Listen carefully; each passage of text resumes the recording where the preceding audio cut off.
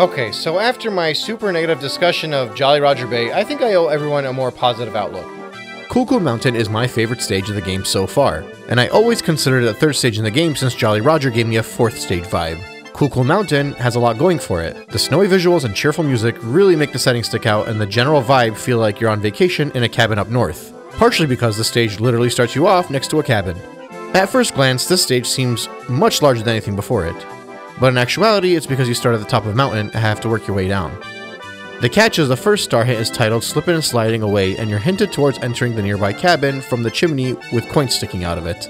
When you enter the cabin, you'll see a slide in front of you, and if you haven't already found the secret slide in the main area, this will be your first slide challenge.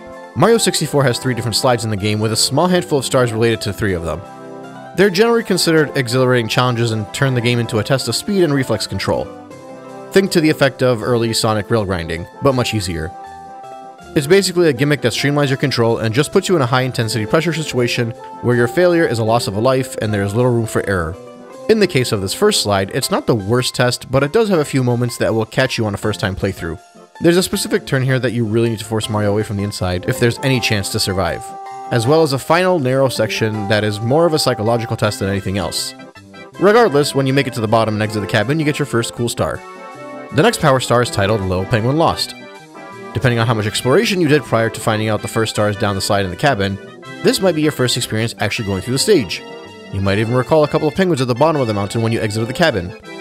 Realistically, most players will now either start their journey down the mountain and find all the random pathways and branches that come off the main path until they get to the bottom, or they might just head through the slide to go and meet up with the penguin. The larger penguin will inform you it's looking for the little one, and so you'll grab a nearby penguin and bring it to her and discover it's actually the wrong penguin, and you'll start your hunt for the correct penguin. Obviously, this penguin sits back at the start of the stage, so now you have to learn how to get back up there. If you don't know it's up there, you might end up accidentally exploring the whole stage until you figure it out, and you gotta make the journey back down with the penguin in hand. If you took the slide the first time, this will be your first real attempt going down the main path because you can't take the penguin with you through the cabin. And if you didn't take the slide down on your way down, well, now you get a chance to do it all again with a crutch because you're holding the penguin, so your moveset is somewhat limited, and taking hits means you'll have to grab the penguin to continue along. The whole point of this star is to really make you learn the mountain. It isn't uncommon for a player to scale up and down the mountain 2 or 3 times by the time they figure out the objective, and that's all intentional. They want you to learn and discover anything in order to prepare you for the remaining stars. Next up is the Big Penguin Race. The hope here is you'll go back into the cabin and find a big penguin waiting to race you down the slide. A player may be tempted to head to the bottom to speak to the big penguin down there, and if they do, well, that's more traversal until you figure out the otherwise. But I think most players would have used the cabin regardless to try and fast-track their way down to that penguin anyway. So as long as you enter the cabin, you'll be greeted with a big old penguin and have to race it down the slide. Again, this just kicks it up a notch. It's not only about survival, now it's about speed and control and maneuvering around a big old obstacle. I think the penguin really used to give us trouble back in the day, and took quite some time to figure out how to outpace it. But with practice, it's a worthy challenge for another exhilarating star. Next up is the 8 red coins, and as per usual, if you haven't already spent a ton of time exploring the whole map, this star is absolutely going to make you work for it. The coins are all over the place. One is in a location near a warp too, and the warp locations are naturally areas you'll be slowly walking towards, so the game will surprise you with a quick warp. This is one of those more enjoyable red coin stars for me, and I think it's largely because I really enjoy the level, and each red star feels like its own challenge to get to. They're mostly hidden in plain sight, but you have to put on your searching hat to get a hold of that sight. Next up is a snowman's lost head. Like many stars in this game, in hindsight it seems so simple, but I'm not sure why this one gave me so much trouble back in the day. If you had been paying enough attention, you'll have noticed a snowman head on a platform at the bottom of the main outdoor path. You need to find the body. The body is sort of uniquely hidden in that you'll pass by it every time you head down the main route of the mountain, but not think much of it. But that's because in order to access it, you have to climb onto the area above the cabin where the lost penguin is, and then head over to the left where the body sits on its own little platform. You interact with it, and that will cause it to chase. It might take a few attempts, but you'll quickly realize the snowball is following you, so you need to remain in front of it so it follows your path. Including when you make it to the head, since if you stand on the side of the platform, it'll roll right past it. This was one of those full completion stars for me when I was younger. I'm fairly certain I couldn't figure it out until I had already beaten the 3rd Bowser and started aiming for 120. And that's part of the beauty of this game. Not everyone has to go for full completion, so there were plenty of stars that were just skipped over by a lot of people. And speaking of, the final star is perhaps the most difficult one of the stage for a few different reasons. It's obscurely titled Wall Kicks Will Work, and hidden in somewhat of a secret area. Most people will access this area with a cannon, but there are other ways to get down there. You'll run around and you'll notice some elevated platforms you can't quite reach. Cartwheels and backflips might get you started, but you'll run into a dead end. You'll have to learn how to use the long jump to get here, and then you'll be required to learn the wall kick, otherwise known as the wall jump. I'm like 90% sure you can get through this whole game minus maybe 2 stars without the wall jump, by the way. But when you do figure out the wall jump, like the long jump, it becomes such a useful tool in general that you'll wonder how you ever got by without it. You're basically locked into this area too until you figure it out. I mean, sure, you can use a cannon to blast out of there to exit, but if you want to advance towards a star, you're not going anywhere without figuring out this technique. I freaking love when Nintendo pulls stuff off like this, by the way. It's the exact same tactic they'd used 3 or 4 years prior to this game with Super Metroid, and it's not a maneuver that's required. But damn it, you're gonna learn it, and you're gonna love it. As far as the wall jump is concerned, it does have some finickiness similar to many retro games. Modern games will basically either stick you against a wall, or have you slide down the wall with a bit of leeway on when you can hit the jump button. But the older titles were a lot more about working on your reaction time. In modern games, a wall jump is just considered part of your moveset, and it's easy to get a hold of. In the days of retro gaming, it was a bragging right, a skill only the best of gamers could pull off. I know that seems absurd now, but that's why you could basically beat the entire game without the move.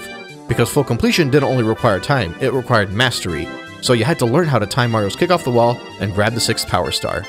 Honestly, I'm over-exaggerating it a bit, it's really not that hard to pull off, and I think many people that are used to the leeway might need 2 or 3 attempts at most to figure it out. The mastery doesn't really come from the collection of the star anyway. It comes in the form of how you're able to utilize that wall jumping skill as the game goes on. I just love it when Nintendo, and really all good game developers, are able to teach you through experience. The journey and reward are often tied together in these instances, and speaking of journey, the 100 coin star. As much as I want to say there's intrinsic value in this coin star because of exploring the stage is so much fun in and of itself, I'll have to remove my bias for a second and point out that for an early stage, this one could be really obnoxious. Potentially even more obnoxious than Jolly Roger Bay. Where Jolly Roger Bay was annoying because of how long it takes to swim, it's pretty easy. This one could be easy, but with all of the slides and bottomless pits, there are a heck of a lot of chances to lose a life. Not to mention you might have to traverse up and down the mountain multiple times, including using some warps to get around. And what's made even worse is since the 100 coin star always pops up exactly where you get your 100th coin, it could very well pop up right on the slide as you're going down. Don't let the fact that this is an early stage fool you. This will be one of the hardest stars to grab in the entire game. But I think it's a good type of difficulty. You're really going to earn the star and full completion if you go for it. And the reward when you collect it will be well worth it. And I still speak highly of the star despite that it might take multiple attempts to gather because A, I think the fact that you have to do 100 coins in a single life is part of the challenge and part of the enjoyment and mastery of collecting this optional star for full completion. And B, there are at least 7 stages that are more frustrating than this one with 100 coin collecting. So while it sounds like I'm saying this one is bad, it's not even close to being one of the worst ones. But anyway, that's 7 stars now. Cool Mountain is effectively the final stage in the main area of Peach's Castle. It's obviously not that cut and dry. I've gone through something like 28 stars now and you only need 8 to take on Bowser and unlock the door to go to the basement, so you might not even play Cool Mountain prior to getting off the main floor.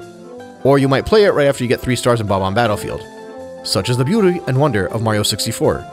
It allows you to tailor the experience to your liking. And speaking of liking, Cool Mountain gets no hate from me for kicking you out of the main stage. When you make it to the bottom of the slide and uncover the first star, yeah, it might be quicker to speak to a large penguin and then begin looking for the small penguin, but the stage is meant to be played starting from the top and heading down. So since you went down the slide for the first star without exploring, you'll basically have to work your way back up to relearn the stage, which is harder the route and not as intuitive. And then when you want to start the third star, which is the slide race, you're better off starting the stage over 2 regardless of which star you got before it, since the cabin entrance is right at the top. Red Coins is a scavenger hunt, so you're better off starting at the start of the level. Snowman Lost His Head also starts at the top of the mountain, because that's where the body is. The wall kick, I'd argue, is meant to be a hidden puzzle in the same manner of the 6th star in all the previous 3 stages, but I could accept an argument that you shouldn't have to make your way down to the bottom yet again to get the cannon and fire along to the other side. So, you know what, fine, I can add this one to the tally of stars that would have been made much better off if they simply kept you in the same location when you started your star hunt. Which means we're now at 6 out of 28 stars across the first 4 stages of the game that suffer because of the mechanic, and really, half of those are from Jolly Roger Bay, which really skews the balance. But I'm already being too blinded by nostalgia, so we'll ignore that. Regardless, we've done the grassy outdoors, the fortress in the sky, the watery stage, and the snowy stage. I'll save the Bowser stage and secret stars for a later discussion. In my experience, I always consider the next stage to be Lethal Lava Land, but technically this is a point where a player is supposed to gravitate towards Big Boo's haunt. So it's time to head over to that classic level and explore the Haunted Mansion.